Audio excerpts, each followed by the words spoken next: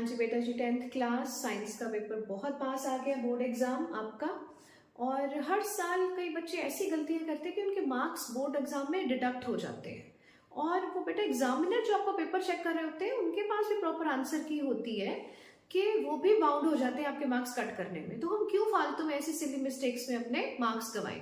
तो ध्यान रखते हैं, और आप अच्छी तरह ध्यान रखना कि आज ऐसी चीजें सुनेंगे कि आपने अपने मार्क्स बिल्कुल नहीं गंवाने। फर्स्ट ऑफ ऑल हमने क्या करना है, न्यूमेरिकल्स में अपना ध्यान रखना है कि न्यूमेरिकल बेटा जो भी आपके पास न्यूमेरिकल आया है, सपोज आपके पास इलेक्ट्रिसिटी का न्यूमेरिकल आया है, आपको पोटेंशियल डिफरेंस गिवन है, आपको करंट गिवन है या कोई भी चीज गिवन है, आपने उसको लिखना है कि गिवन में आपको क्या गिवन है, आपने क्या फाइंड करना है, रेजिस्टेंस फाइंड करनी है वो भी लिखो आपने, टू फाइंड रेजिस्टेंस।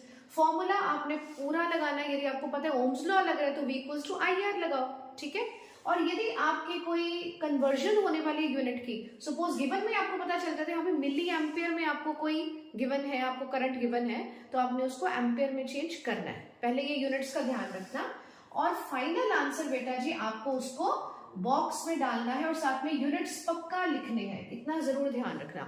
रेजिस्टेंस निकालनी जैसे कि, तो उसके आगे आपने ओम लिखना ही लिखना है। आपको सपोज फोकल लेंथ निकालनी है तो आपने उसके साथ सेंटीमीटर लिखना है, यूनिट्स के मार्क्स होते हैं, ठीक है, इतना ध्यान रखना है। फिर साइन कन्वेंशन में बेटा जी बच्चे को ये नहीं पता चलता कि कन्वर्जिंग मिरर यदि आपको लिखा हो या कन्वर्जिंग लेंस लिखा हो, तो बेटा कन्वर्जिंग वर्ड से पता चल जाता है कि दोनों, ये कनकेव मिरर कन्वर्जिंग होता है और कन्वेक्स लेंस कन्वर्जिंग होता है। एक बात ध्यान रख लो, जिसकी 6 डायग्राम्स बनती है बेटा वो कन्वर्जिंग होता है। कनकेव मिरर की भी 6 डायग्राम्स बनती है और कन्वेक्स लेंस की भी 6 डायग्राम्स बनती है, तो यानी कि दोनों ही कन्वर्जिंग नेचर के होते हैं, ठीक है। और आपको पता है ऑब्जेक्ट का डिस्टेंस हमेशा नेगेटिव होता है, हमेशा नेगेटिव होता है, चाहे वो मिरर है चाहे वो लेंस है।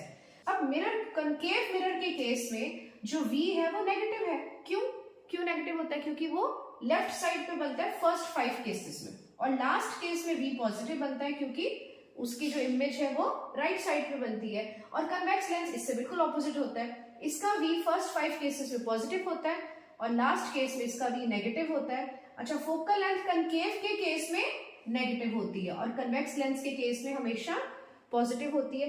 आपने इतना ध्यान रखना फोकल लेंथ के केस में कि जब भी कनकेव वर्ड आए, कनकेव चाहे मिरर आए चाहे वो कनकेव लेंस आए, तो फोकल लेंथ हमेशा नेगेटिव। इसी तरह कन्वेक्स वर्ड आए तो फोकल लेंथ हमेशा पॉजिटिव होती है।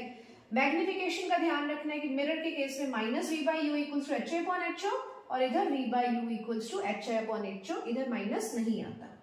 नेक्स्ट जो गलती बच्चे करते हैं रे डायग्राम्स में, बेटा जी आपने पेंसिल के साथ रे डायग्राम्स बनानी है, स्केल यूज करना है, फ्री हैंड के साथ मत बनाना, और एरोज जरूर आपने पुट करने हैं। जैसे ही देखो आपको सपोज रे डायग्राम आएगी, if the object is between F and P in the case of concave mirror, तो आपने ऑब्जेक्ट का जो एरो बनाया है, यहाँ पे एरो पे आपने A लिखना है, यहाँ पे B लिखना है। A भी हमारा ऑब्जेक्ट हो गया। आपने रे डायग्राम बनाया, आपने C से, आपने सेंटर ऑफ कर्वेचर से रे पास की।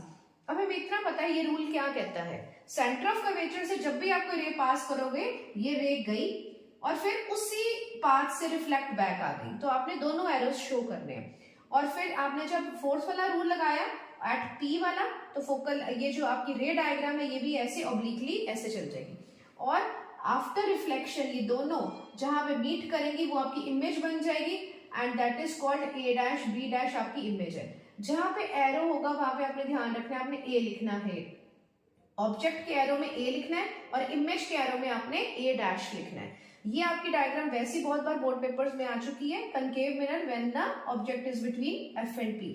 अच्छा, एक चीज और, आपने बेटा चारों चीज एक्सप्लेन करनी है। पोजीशन ऑफ ऑब्जेक्ट कहाँ पे है, बिटवीन F एंड P है। पोजीशन ऑफ इमेज कहाँ पे है, बिहाइंड द मिरर है। राइट साइड को बिहाइंड द मिरर कहते हैं और लेफ्ट साइड को हम क्या कहते हैं, इन फ्रंट ऑफ मिरर।